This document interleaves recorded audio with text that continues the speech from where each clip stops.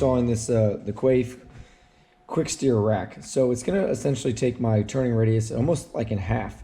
I want to say the stock CRX SI rack that I've got in the car now is rated at 4.2 lock to lock, and this is rated at like 2.5. So all you get in the package is literally the rack and the pinion. That's it.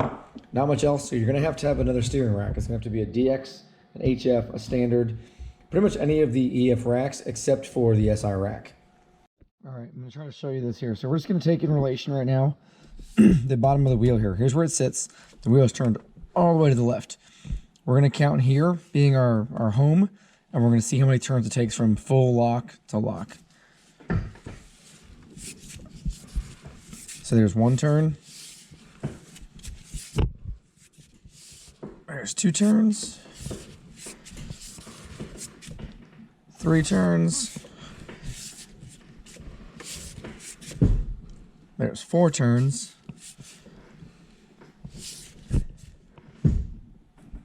All right, so 4 and a, maybe 4 1/4, whatever the case is, a little over 4. So it's a little over 4 lock to lock.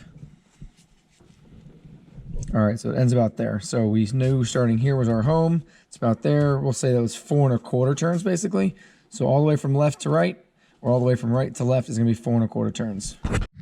All right, so there's the actual steering column part.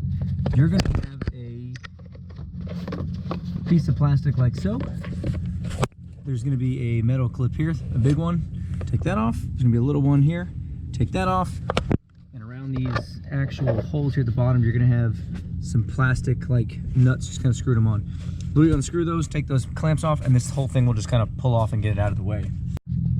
So once that's off, on the steering column, you're gonna have 2 10mm. One is right here, and there's one a little bit down below it. All right, so now you're gonna have to remove some stuff down here. So take your wheel off, your outer tie rod here. There should be a cotter pin in here, most likely. Should be at least. Pull that out, take this 17mm off. All right, so there might be some other stuff taken off in here, but just listen to what I'm saying because I'm doing some other stuff at the same time. So I got a rubber mallet here. You can try hitting the bottom of the ball joint up. Mine kind of came out, depends how stuck it is. You got pickle forks out there and you got ball joint separators. You can look them up online. Moral of the story is you need to get this ball joint and this outer tie rod out and we can move on. All right, so once you have the tie rod free here on the driver's side, go over to the passenger side, do the same thing. And then go to your steering wheel, turn it all the way to the left. As you're turning it, you'll see the tie rod kind of going in. You want to get it all the way to the lock. There's going to be a total of 4 14mm bolts. There's 2 right there, and there's 2 right up there with a bushing. Now, some people can take it out without their shift linkage down and their exhaust. Having a 3-inch exhaust, you can see I've got some clearance, not a ton. So in my case, I got to take this test pipe basically off and the shift linkage off. So for me, luckily I got V-bands here on the test pipe that I've got.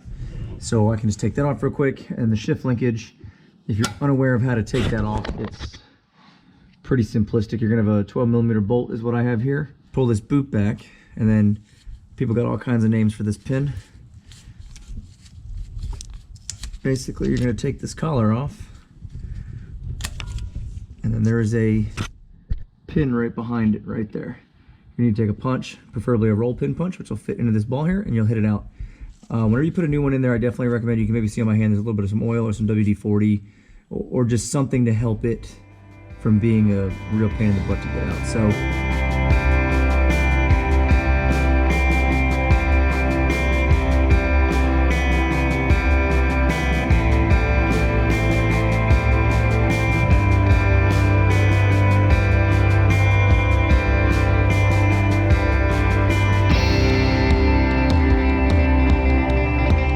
so now that all the bolts are out, you're gonna see the pinion, it might be kind of stuck up there. It's gonna come out because you took those 2 10mm bolts up, or up in the steering column. You already took those out, so this will slide out. You're gonna have to just, again, compress this tie rod as much as possible and just sort of finagle it down. All right, so now, basically, if you were gonna replace these, it might have just been easier to take these out ahead of time, but these are actually good. I just put these on through some experimentation. That's a whole different story, so simply unscrew those. If these boots are good, take the boots off. Anything that you're going to be able to try to salvage off this rack, keep everything off this rack. All right, I apologize. I was on a time lapse when I did all of this, and the time lapse kind of broke up. It is what it is. I might need to work on getting a new GoPro, but the rack is already disassembled. So when you pull the rack out of the car now, and you put it on the bench, the first thing you're going to want to do is address back here. You're going to see something similar to this with a giant lock nut on here. What you're going to need to do is release this nut first. Back this loose. It's a giant, like 40mm nut. If you don't have that, you might need to do just some tool to just break this loose. Once this breaks loose, take it all the way off. This is a 14mm nut. You'll be able to unscrew this. When you unscrew it, you're going to get a couple pieces that are going to come out of it. They're going to look like this. I'll show you this during reassembly, but it's going to come out like this. You're going to have a spring. You'll have a washer. You'll have this little guide here. So once all that is out, just put it to the side. All right, so once you flip back over here, this is essentially what's going to be in there. It's going to be the pinion with a bearing. This is going to be pressed in there. I'm not going to put it back in there all the way, but you're not going to be able to see it up front because you're going to have an actual dust seal. It's going to be sitting over, and it's going to look something similar to that. Stick a punch into it, a scribe, whatever the case is, get it up underneath it, and pop the seal up. This one kind of gave me a bit of a fight, and you can see I destroyed it. So once that pops up, then what you're going to see, this is going to be a little more recessed, but you'll see the pinion, the bearing, and you'll have a snap ring down there. So you can't just pull this out. There's actually a groove in there, so you're going to need to grab some snap ring pliers, whatever the case may be, grip it, close it, pull it out. That should be pretty straightforward and easy. Let's pull that out, put that aside. You're going to have this whole pinion assembly in here now. This could be a little bit pain in the butt, might come out easily. What I ended up having to do is I ended up having to grab a pair of vice grip and pretty much grab it like so, and then grab pry bars underneath here and pry it to get this to pull out. Again, yours may just pop out, pull out, whatever the case is. I had to really fight to get mine out. That is all that's retaining it in there though. So once you pull the pinion out, this bearing is going to still be on it. And you'll see there is a little clip there on it. We'll just put all this to the side though. Once that's there, you're going to be able just to grab this entire rack itself and just slide it out. Nothing special to it. Just slide it out. I have gloves on. I recommend wearing some gloves or just prepare to get a bunch of grease all over your hand. Some things that I'm buying here, or that I'm going to be replacing, at least that I bought. Here's the part number for it. This is the rack end bushing. The rack end bushing is a bushing that's right here at the end here. So if you've ever grabbed your inner tie rod on the passenger side and you shake it and it physically, moves around, this rack end bushing is what's kind of supporting that in there. The other thing I bought, which is part number so, is a new bearing that's going to go on the Quaife. Now, you can most likely press this bearing off. You could, but I don't know if you can hear that. I could probably clean it out and honestly probably just reuse this. Well, it is what it is. I want to say for these two components, they were like $5 or $6 a piece. They were not expensive, so I figured while I'm already in here, why not? What I should have bought also was another dust seal. I wasn't aware that I was going to break it, but I actually have another one from an old spare rack that I've got that's in good condition that I'll just reuse. So what I would do first is, or what I'm going to do first, there's all this old grease in here. I'm just going to run some towels and rags all the way through it and just kind of get this thing kind of cleaned up. All right, so I pretty much wiped the entire inside. I basically just took some shop towels, shoved into one end, and just, put the other clean rack through it and got it out. So that's all clean, but we got to take this old rack bushing out here. So if you look, there's a little white, like a little tab of it sticking through there. And there, if you depress it, it'll kind of flex. So it might be kind of hard to show on camera, but we're basically just going to press it in. And you're going to pushing the two sides. You can see the little pieces there. Push those in and just kind of pull out. I just used a little pick just to, man, that grease they're using there it's intense. It's also, 30 years old. So I don't know if there was much wrong with this bushing.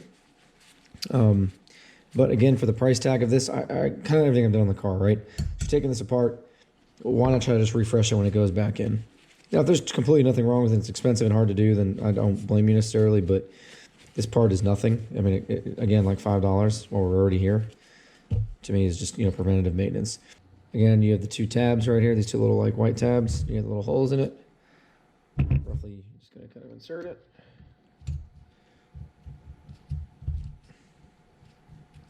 Get those so they're kind of lined up.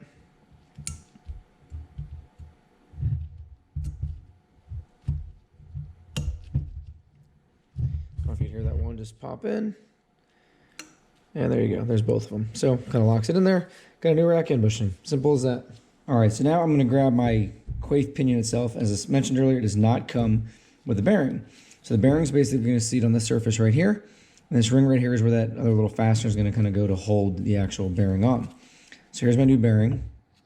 I've got a bearing puller kit. You can use many things. I'm basically matching it so this OD there is actually pressing on the outside of this bearing. I don't want to be pressing on the inside where the actual, balls themselves are there. So it's a good, nice fit. Try not to hit me too much here. Don't have a press in the garage. So I'm going to slide that just to where it stops. I'm going to take this guy. I've got it on a couple pieces of wood, so we've got enough room, I think, to go down. We'll see. And I'm not going to grab a metal hammer because I don't want to actually ruin the tip here. So I'm just going to kind of hold this here and give it a couple hits and see where we go. I can already see just from 2 little solid hits, it's already going. You can kind of see. All right, so I'm just stacking some more wood there just to get some height. But overall, she's on there now. You can kind of see I've got my little groove there for my clip. If I hold the bearing, smooth as can be. So I'm glad I'm replacing the bearing. So in case you're just curious of why you can't put this inside of the SI housing, here's the DX and here's the Quaife side by side, right? They both got bearings on them now. If you look when the bearing surface lines up, you can tell this bottom here, notice they're the same length. And if you notice here, when I put it up here, the actual part towards the top that's going to grab your actual steering column and whatnot, same length. Should be, I'll put a picture up here now. You can see what the SI looks like. It's much different. All right, so I was in the middle of filming this video here now for you guys, and I realized this rack that I bought off eBay is actually an SI rack. So, well, it is what it is. But I'm going to show you why you cannot use it. I already put the bearing on it. Here's the old SI pinion. I already put the bearing on here, and when you look inside, you see where the actual, see how low that goes? Or lack thereof? You can see that the pinion teeth there would not go in the center of where this rack is. So, without swapping the bearing, you should still be able to get a rough idea here. It has a hole that it goes into still. So look at that. See how that goes all the way in? Now, if you look at them side by side,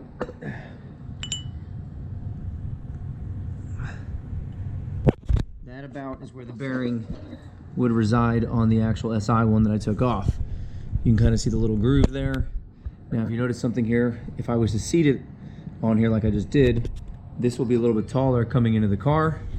And if you notice, it's a little too short down here. So this is why it wouldn't work. I mean, you could probably put it in there, but it's going to cause you some issues down the road because this is not going to, for lack of better words, this is going to, instead of engaging like this all the way, it's going to probably engage like that. All right, so I'm going to grab the rack now. I'm just using some general Valvoline. This might not be the right grease. It's for, steering joint, suspension, chassis. That's some red stuff. I'm not going to get crazy with it. It looks like I just got crazy with it, but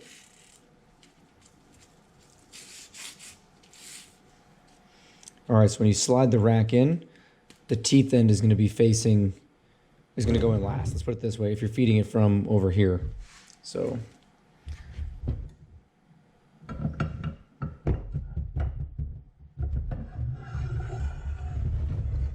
once you've got it going in, be gentle. You might feel some resistance here.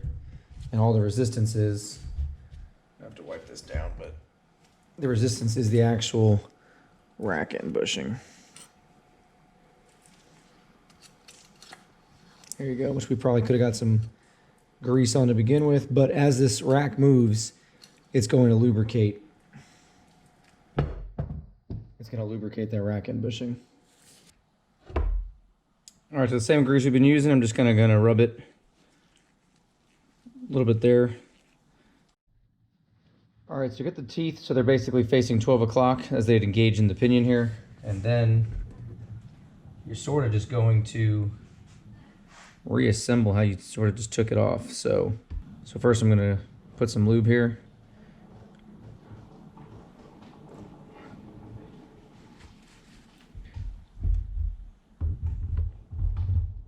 That'll kind of engage, that'll help keep the rack where it needs to be. Next, don't forget to put the flat little washer in there. Spring. And then for right now, I'm just gonna kind of put this on there, just hand tight.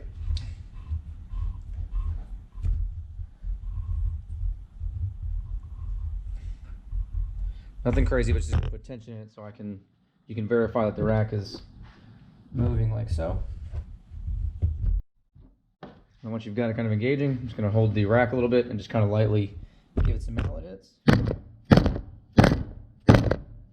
So once I just lightly malleted it in there, don't forget to put the snap ring that we took out earlier. I just put that back in there, and literally you can just kind of grab the pinion.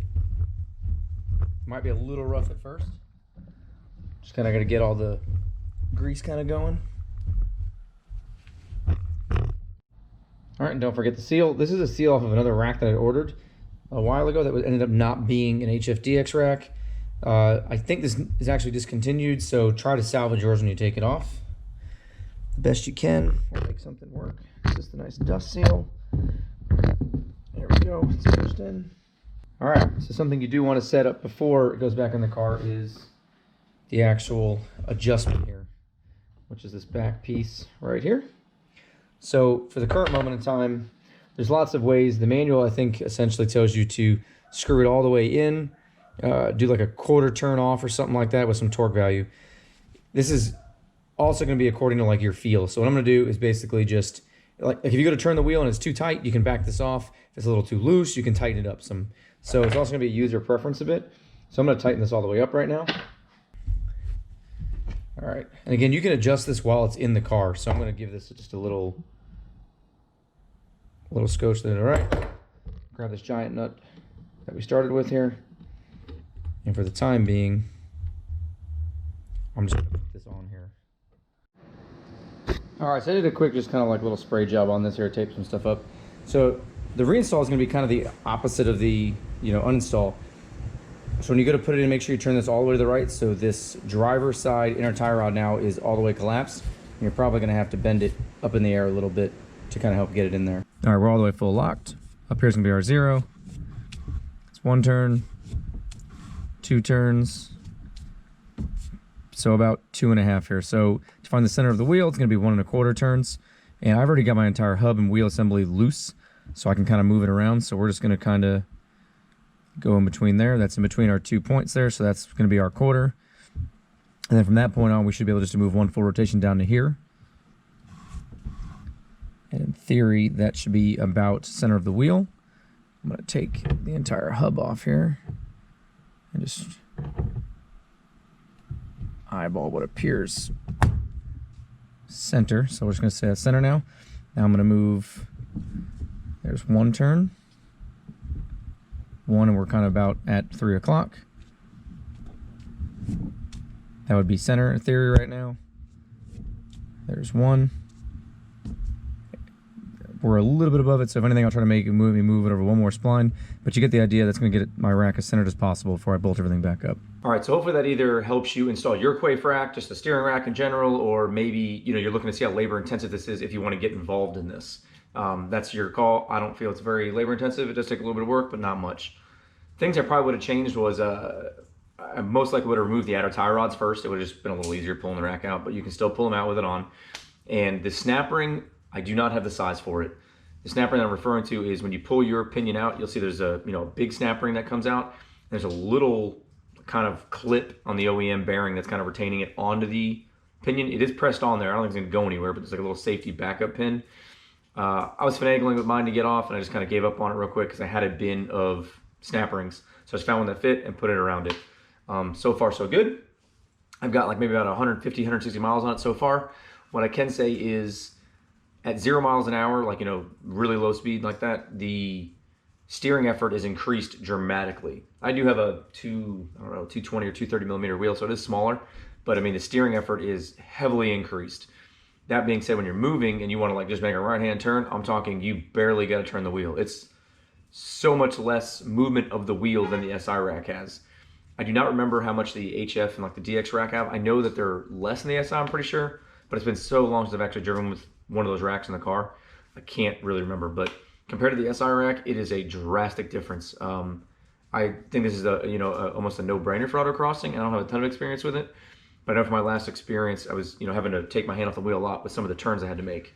With this rack, I don't know if I'd ever even take the wheel off. I mean, it's just simple movements going all the way around. But something I do want to notice, or do I want to note, if you're like me and you have an SI rack, I knew I couldn't deal with that rack, so I was like, I'm gonna go buy one off eBay. So I bought one off eBay that was like, I don't know, 90 bucks. You probably can't really beat that deal. It's a rebuilt rack.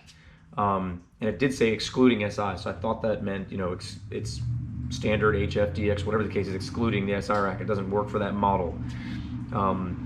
So when I took that rack apart, it ended up being an SI clone rack, basically, which is what I showed in the video a little earlier. So that kind of put me a little behind. I was recording this video and that kind of, bit me in the butt. So then I went online and I ordered a AAE, I want to say 4123N rack, which was advertised to have a little bit faster of a ratio than the DX rack, but also not as big as the SI rack, just kind of like an in-between, little hybrid. Ordered that, and that is, I don't have any pictures or videos of it, but the housing where the pinion goes into, the Quaife actual gear itself on the pinion, the teeth will not even fit inside that opening there. So that rack is definitely a hybrid. So I'm not saying to stay away from it, but if you're buying those as a, hey, I'm gonna buy a brand new rack and just swap out the rack and pinion in it, don't buy either of those two because you're not gonna be able to deal with it. You're gonna have to return stuff like I did. So I went to Matt Duba on the CRX Facebook groups. If you don't know him, he's just got, I feel like everything I've ever asked him for he's had, and he's been great service, great everything. So I asked him for a DX or an HF or standard rack. I don't remember which one he sent me. He was just hoping that it was it, and no one swapped it over the years. Full circle, no one did. That rack's great, it's in the car. All right, so I also don't know if I said it in the last video, but I don't know if I'll get to hit any more events with this car before I leave here. And I say leave here, leaving Florida. Can't, again, remember if I said I was already doing it, but I'm going to New Mexico, which I'm pretty, 50-50 on it. I love the Florida weather, but even though it's raining right now. Sandia Raceway or Speedway, whatever's out there. So I'm really looking forward to kind of put this car through its paces and just, figure the car out some more and get some actual driving on it. And there's also a quarter-mile track out there. So I'm excited to kind of, as far as the car thing sounds like, the whole car scene out there sounds like it's going to be a little bit more beneficial for me and more entertaining for me than what I've got here. So with that being said, I do appreciate everybody, watching. If you guys have any comments or something that I did that was just completely wrong, right, whatever the case may be, just put it in the comments below. That'll help somebody else that maybe comes across this video and then can, learn from the comment section as well, or myself. Or if you want to just throw something at me, good or bad, again, probably better to reach on Instagram than Facebook Messenger or something, or the comments in here. I'll try to respond. Sometimes my phone does not let me know that there's comments, so I gotta sometimes go through and manually look through it. Something I'm trying to figure out, but nor here or there. Again, I do appreciate everybody for watching. Do look forward. I got a couple more videos I'm gonna try to put out on this and the S2000 before I actually leave the state of Florida. Just trying to gather everything up that's in the garage and figure out what I'm taking with me, blah blah blah, and hopefully the new setup whenever I do get there, it's a little bit bigger than this, and I can get a shed and get some of this stuff out of here and keep the garage a little more clean. I've just got a lot of stuff. So again, I know I've already said it, but I appreciate everybody for watching. Leave a comment down below, and I'll see you guys next time.